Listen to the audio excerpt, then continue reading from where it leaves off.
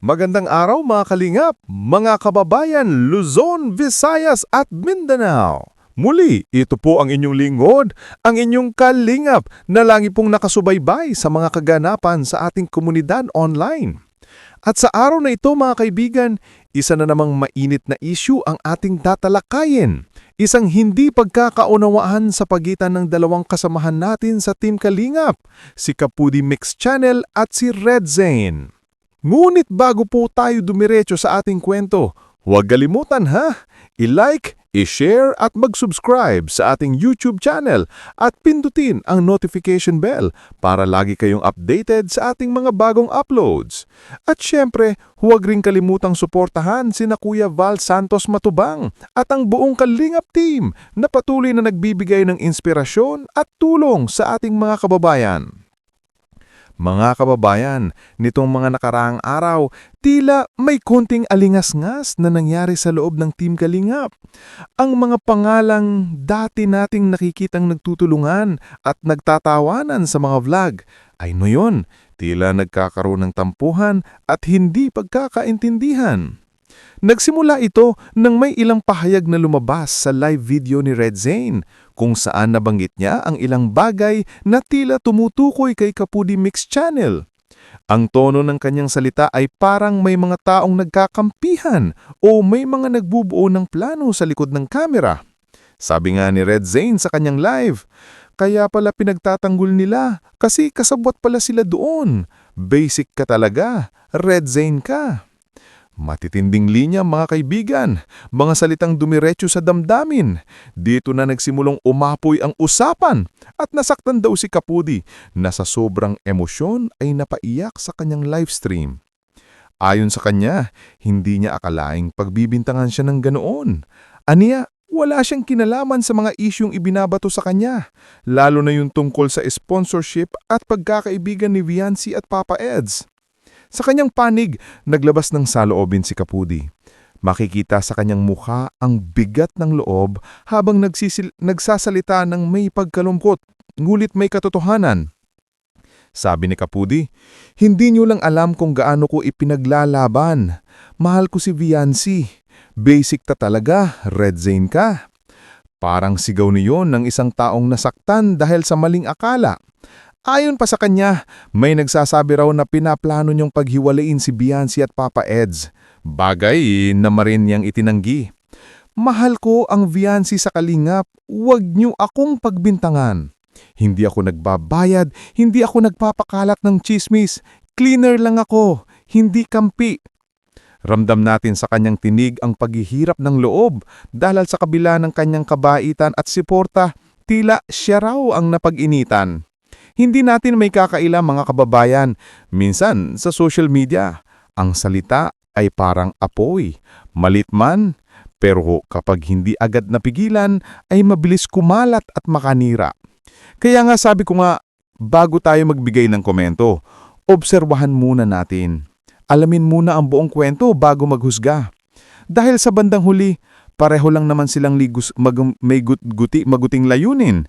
Ang magsuporta sa EDC at sa Kalingap community at ipakita sa mga tao ang kabutihan ng pagtutulungan. Ngayong nalalapit na ang ikalawang anibersaryo ni Viancy sa Kalingap, sana ay magkaayos na silang lahat.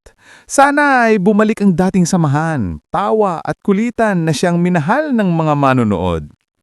Kaya mga kabayan, kung sakali man kayo ay magkaroon ng tampuhan sa kaibigan, alalahanin ninyo. Walang problema ang hindi nadadaanan sa pag-uusap at pagpapatawad. Ang social media ay dapat maging tulay ng pagkakaunawaan, hindi pader ng pag-aaway. At gaya nga ng paulit-ulit kong sinasabi, kung may pagkakamali, humingi ng tawad. Kung may nasaktan, patawarin. Dahil sa dulo ng lahat, iisa lang naman ang ating layunin, ang magkaisa at magtulungan. Maraming salamat po sa inyong walang sawang suporta. Ako pong muli ang inyong lingkod, ang inyong kalingap na. Hanggang sa susunod na vlog mga kabayan, mag-ingat po tayong lahat at pagpalain tayo ng Diyos. Ang tono ng kanyang salita ay parang may mga taong nagkakampihan o may mga nagbubuo ng plano sa likod ng kamera. Sabi nga ni Red Zane sa kanyang live, Kaya pala pinagtatanggol nila kasi kasabwat pala sila doon. Basic ka talaga, red zone ka. Matitinding linya mga kaibigan, mga salitang dumiretso sa damdamin. Dito na nagsimulong umapoy ang usapan at nasaktan daw si Kapudi na sa sobrang emosyon ay napaiyak sa kanyang livestream. Ayon sa kanya, hindi niya akalaing pagbibintangan siya ng ganoon. Aniya, wala siyang kinalaman sa mga isyung ibinabato sa kanya, lalo na yung tungkol sa sponsorship at pagkakaibigan ni Viancy at Papa Eds. Sa kanyang panig, naglabas ng saloobin si Kapudi. Makikita sa kanyang mukha ang bigat ng loob habang nagsasalita ng may pagkalungkot, ngulit may katotohanan. Sabi ni Kapudi, "Hindi niyo lang alam kung gaano ko ipinaglalaban. Mahal ko si Viancy. Basic ta talaga, red zone ka." Parang sigaw niyon ng isang taong nasaktan dahil sa maling akala. Ayon pa sa kanya, may nagsasabi raw na pinaplano niyong paghiwalayin si Viancy at Papa Eds. Bagay na marin niyang itinanggi.